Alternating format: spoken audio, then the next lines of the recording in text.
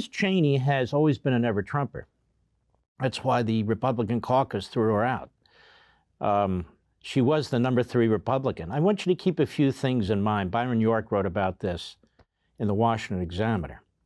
He pointed out that Liz Cheney was never really loved in Wyoming because she was an outsider. She was born in Wisconsin, went to school in Illinois, and was raised in Northern Virginia. She tried to take out a sitting Republican senator. He was a rhino, NC, Mike NC, no question about it, but turns out she's worse than a rhino. And NC was shocked. He said, I'm friends with the Cheney family. Why would she do that? So she goes back to Wyoming, which is not her home. It's her father's home, her grandfather's home, and her great-grandfather's home. She left Wyoming. And she is in a terrible position with the people of Wyoming. The polls show her very, very down and out. So she pulls out. But then what happens is Cynthia Lummis, who is a solid conservative, she decides she's not running for Congress again. Cheney goes back to Wyoming, runs for that seat, and wins that seat. What's happening in Wyoming now is not merely the fact that the people there are disgusted with the way Liz Cheney is a self-aggrandizer and a self-promoter against Donald Trump. What's happening is all that carpetbagger stuff is coming back. What has Liz Cheney done for us, they want to know? Nothing. And the state of Wyoming needs help from the federal government, since the federal government owns so much of it. Since these federal decisions when it comes to mining and minerals, when it comes to oil, when it comes to cattle, when it comes to all these things, have an enormous impact on a massive state like Wyoming. She's done almost nothing to protect those people. That's why Cynthia Lummis, who is a senator from Wyoming, is not endorsing her and not backing her. And that's why Liz Cheney needs to be defeated, not only because she fails to represent the people who sent her to Washington, but because she is a useful idiot for the left. Now, having said all that, she was on CNN's State of the Union with Fake Tapper. Now, nobody watches this. I can tell you now, I must get 3 or 4 times the viewership that he gets on Fox, so nobody's watching this. And Fake Tapper is a big lib.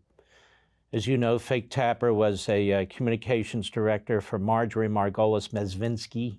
Remember her? He was also part of the press operation for Handgun Control Inc. for a while. His wife has been active with Planned Parenthood, and that's why he does what he does. He has the perfect resume. He's a Democrat. And so here he is interviewing Liz Cheney. Go. Trump and a bunch of those House Republican leaders are trying to get you defeated in your primary, your Republican primary in August. I couldn't help but notice that 2 of the individuals whom we've heard from in these hearings privately expressing outrage at their former boss's lies and actions, former Trump campaign manager Bill Stepien and former Trump campaign spokesman Tim Murtaugh. They're both currently fully engaged in trying to defeat you in the Wyoming primary, specifically because you're standing up to the very things that they expressed. Let's stop there. Is that a question? See what I mean? It's not a question. That's not even a softball. That's like a kumquat thrown right down the middle of the plate there, or a grapefruit. It's not a question just because you put a question mark at the end of it. Oh, isn't it terrible, Liz, what a victim you are, and all these people are turning on you, and yet they said they didn't really like Trump, and they're trying to get you defeated? What do you think about that? Go. Expressed outrage about privately. That must be really strange for you. I mean, look, it's a highly unusual moment, certainly in American politics. And I am working hard here in Wyoming to earn every vote. But I will also say this, I'm not going to lie. I'm not going to say things that aren't true about the election. My opponents are doing that, certainly simply for the purpose of getting elected. And Jake, if I have to choose between maintaining a seat in the House of Representatives or protecting the constitutional republic and ensuring the American people know the truth about Donald Trump, I'm going to choose the Constitution and the truth. She waves around the Constitution. She's a dead woman walking politically. So if I have to stand with the truth in the Constitution and I don't get elected, I'm standing with the truth in the Constitution. Really? She's a serial liar. She's had a hate-on from Trump, since day one. She's a never-Trumper. She's part of that Bush-Cheney establishment, quite frankly, and they've never forgiven Trump. Here's what she doesn't get. Our country is looking into the abyss. We're under attack by these various Marxist forces.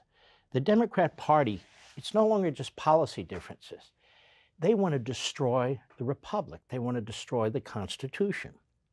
They're taking aim at the Supreme Court. The border's wide open. They're destroying the currency in our economic system.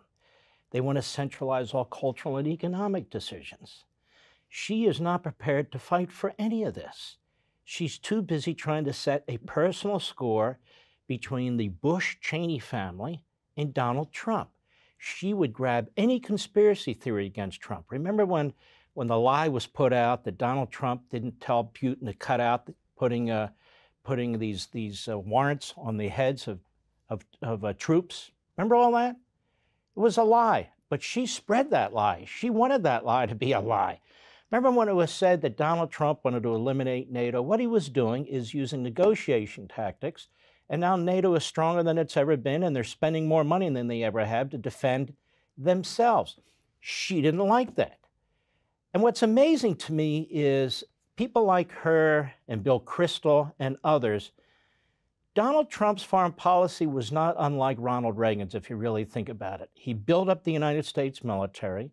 He was not an interventionist. He was not looking for war, but he wouldn't back down from a fight if it was necessary. It's Trump who took out ISIS. It's Trump who took out Solomon. It's Trump who stood up to the communist Chinese. It's Trump who put sanctions on Putin. It's Trump who built up the military. It's Trump who took the deal and shredded it with the Iranians.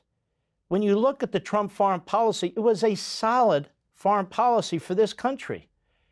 Now, her father and her father's boss, Bush, they were interventionists. They didn't protect this country the way Trump did. And I'm quite serious about this. So Trump's foreign policy was more in line with a Reagan foreign policy, peace through strength, than her policy, which is more in line with a McCain kind of policy. Intervention everywhere, anywhere. If you read my book, Liberty and Tyranny, and I have a chapter on what I call self-preservation. That's what I call national defense, self-preservation. And I point out in there that it is impossible to be everywhere. It is impossible to be everywhere. Why? We'll destroy ourselves. We don't have the resources, the manpower. We don't have the wherewithal to be everywhere. But that doesn't mean we shouldn't be anywhere. And so you don't have to be a protectionist, isolationist, or a radical interventionist. You don't have to be either of those. So what is our foreign policy? What should it be based on? This simple word, prudence. Look it up. Google it. Duck it. What does it mean? Prudence. Use wise judgment. Is it in our best interests? Now, that doesn't mean we have to wait for missiles to hit Lawrence, Kansas, either. I'm not aware of any war that started in Lawrence, Kansas. Are you? Virtually every war I'm aware of that we've been involved in has started overseas, where they've attacked us or they've attacked an ally. But it's too late if Russia takes over Eastern Europe. We get troops in there now, we lose a lot of lives. Talk about NATO. Talk about the Marshall Plan. A lot of you have fathers and grandfathers, or people you know, who fought there in Europe. American lives and blood was poured there on that land. We can't just walk away and pretend it won't happen again. There's been 2 world wars. Both started in Europe. There was almost a world war that started in the Middle East when Nixon and Brezhnev were in charge. So in order to avoid world wars, you have to use prudence.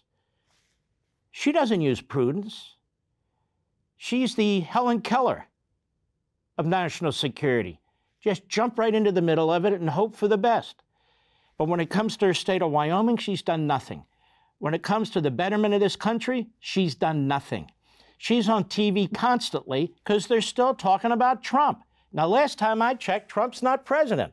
Biden's president. Now, how many investigations have been done on Biden, the Manchurian president? How many investigations have been done of the $31 million that Peter Schweitzer tells us that family has received? Not a damn one. Not a damn one. And she, really, if you listen to her, the one thing she says that's truthful is she doesn't want Trump reelected. She doesn't want Trump nominated. She wants Trump indicted. Want to see more Mark Levin? Go to LevinTV.com and subscribe now.